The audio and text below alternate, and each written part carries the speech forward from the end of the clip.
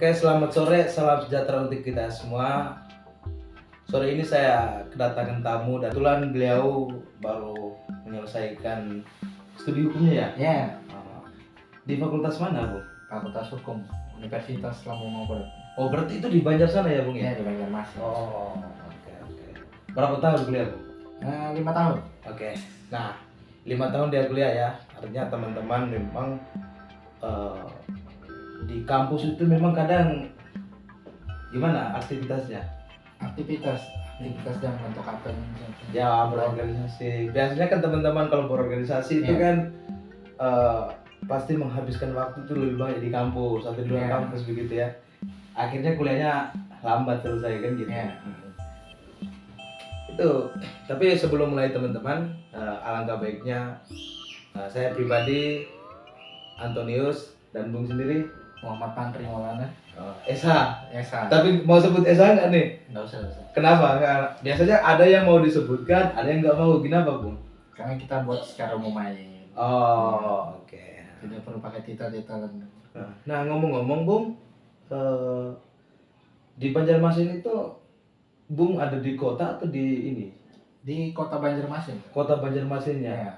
Bagaimana kehidupan di sana, Bung? Untuk kehidupan di sana ya seperti ya kota-kota biasa ya, di kota-kota besar gitu. Oke. Tapi di situ kan daerah yang apa bilangnya tuh 1000 sungai. Oh, itu maksudnya gimana itu? Maksud 1000 sungai itu memang itu daerahnya banyak sungai-sungai kecil, Oke, sungai besar. sungai kecil, sungai besar Ya. gitu ya. Nah, kalau untuk apa ya, Bung? Di kota Banjarmasin itu kan dominasi masyarakat itu beragama, Bung. Ini mohon maaf kita tidak sebut ke agama ya, tapi coba kita tahu gitu di sana. Karena kan itu daerah yang mayoritas Islam, Muslim ya. Muslim besar. Oke. Nah, oke teman-teman, kita masuk pada topik ya. Bung Fandri, sengaja saya ngundang Bung ke channel saya ini. Terus terang channel saya juga baru dibuat. Ya. Tapi tentu saya kepengen ada edukasi ke publik terkait dengan hukum itu sendiri. Ya, saya tidak melihat pada seberapa lama dia praktek atau praktisi hukum, tetapi minimal orang itu paham hukum dan mau berbagi ilmunya untuk masyarakat umum. Begitu, Bung. Keberatan atau gimana, Bung? Kan undangan sudah dinyampaikan kemarin. Sudah. Oke. Bung, sebagai sarjana hukum melihat negara Indonesia sebagai negara hukum dalam proses penyelenggaraan pemerintahan dan pelayanan hukum, penegakan hukum seperti apa saat ini menurut Bung? Sebagai biasanya kan orang baru lulus hukum itu kan masih segar-segar kan gitu, Bung. Iya. Nah, gimana, Bung? Jadi ya kita mulai dasar dulu kan. Iya. Awal terbentuknya negara. Adanya undang-undang dasar.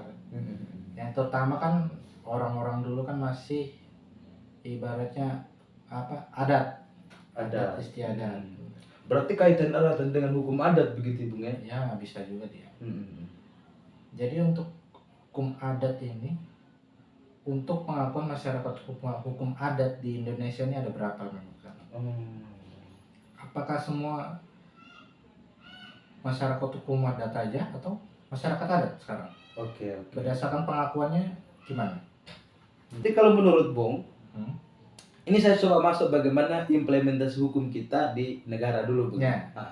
Karena saya melihat kadang kan kita melihat ada ketimpangan hukum, begitu ya. Ya. Contoh, ibu-ibu yang nyuri sebatang kayu, walaupun kayu itu milik anaknya, tapi dia masuk ke pekarangan orang, tapi dia dijerat dengan ancaman hukum, diputus dengan 3 tahun penjara.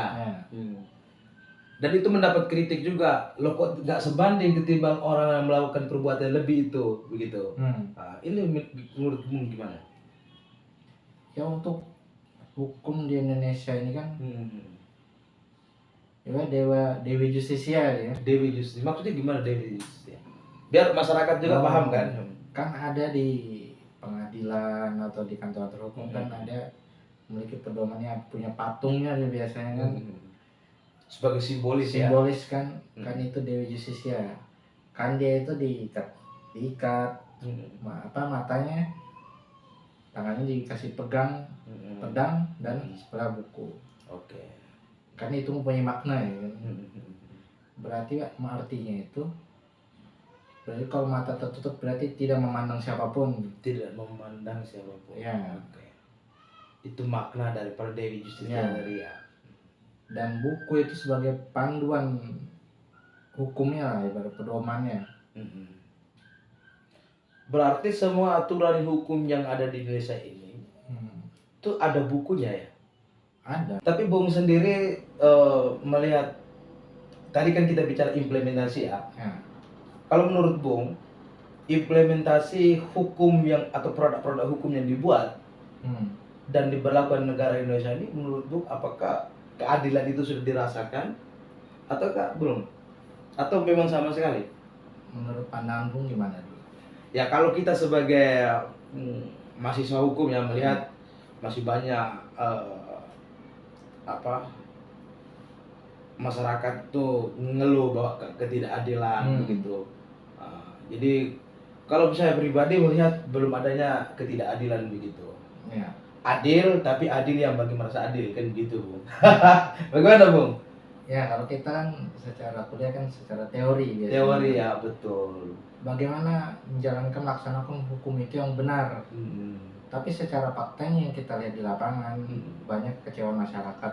Oke deh, aku mau nanya Bung. Di Banjarmasin, pengamatan Bung sendiri, bagaimana proses penegakan hukumnya? Apakah sudah menurut warga atau masyarakat provinsi Kalimantan Selatan itu sudah adil, ataukah seperti apa? Atau kami masih banyak ngeluhan juga? Adil. Ya mungkin beberapa yang masih kekecewaannya paham mungkin ya. Dan hukum sama aja kalau semuanya kan sama juga aja. Jadi apakah menurut adil tidaknya tuh ya kita lihat di masyarakatnya. Tanya di masyarakatnya. Melalui apa contohnya? Melalui ibaratnya proseduralnya. Prosedur. Ibaratnya kalau orang terkena dijadikan oleh tersangka oleh kepolisian misalnya kan, harusnya kan penegak hukum itu harus juga memberikan hak-hak tersangkanya. Contoh pendampingan hukumnya, hak-haknya, apakah itu sudah terlaksana? Menurut Bung, apakah itu sudah terlaksana di Banjarmasin? Menurut pandangan saya belum sih. Belum ya. Kenapa banyak yang pendampingan hukumnya sedikit masih kalau di masyarakat yang di bawah, rata-rata ke bawah? Karena kurang paham hukum di Indonesia, gimana hukum pidananya. Harusnya kan sebagai yang penegak hukumnya itu harus menjelaskan hak-haknya seperti di dalam KUHP gitu.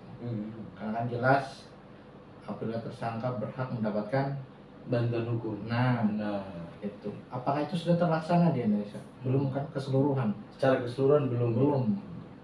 Cuma orang-orang yang paham aja. Sedangkan kalau yang awam itu mungkin dia di pengadilan ditemani itu gitu. Faktanya gimana? Iya. Kita lihat ya. Jadi kalau artinya memang garis secara penegakan hukumnya itu memang seharusnya alat-alat negara seperti kepolisian, jaksa itu juga harus lebih masif ya melakukan sosialisasi. Inilah hak-hakmu begitu ya. Supaya menghindari diskriminalisasi begitu ya, Bung ya.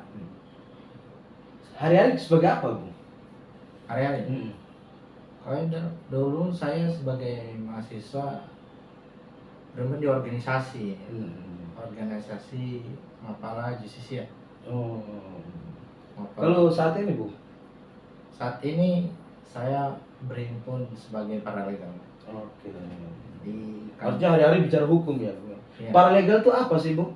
Biar orang tuh kan rata-rata tahunya pengacara, advokat. Kalau di perusahaan kan legal perusahaannya. Di pemerintahan pun ada legal dinas-dinasnya gitu ya, Bu ya. Ya maksud Bung paralegal ini gimana, Bu? Kalau diartikan paralegal ini ibaratnya kita mendampingi di luar konteks persidangan ya. Ya. Peradilan ya. non litigasi lah ya Pak. Oh, istilah kerennya ya. Litigasi non litigasi. Nah, kalau paralegal itu biasanya kerjanya gimana, Bu? Paralegal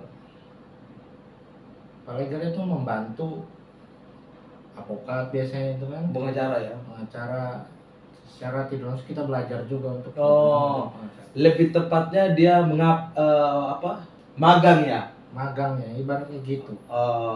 Kalau Bung magangnya di mana, Bung? Magang saya di kantor hukum Hamsuri. Kalau boleh tahu, Bung, di Hamsuri dan apa tadi? Dan rekan. Hamsuri dan rekan itu pengacara ya. Itu kasus-kasus yang lebih ditangani itu ada, maksudnya kasus kan ada pidana, perdata, gitu gimana, Bu? Atau rahasia, Bu? Ya kan kita untuk melindungi klien itu tidak bisa kita bicarakan. Satu persatu atau namanya ya. Iya. Nah, tapi kalau dominan masuk di kasus di kantornya itu kasus apa, Bu? Kasus perdata, Pak. Kasus perdata. Sengketa tanah. Banyak, Bu.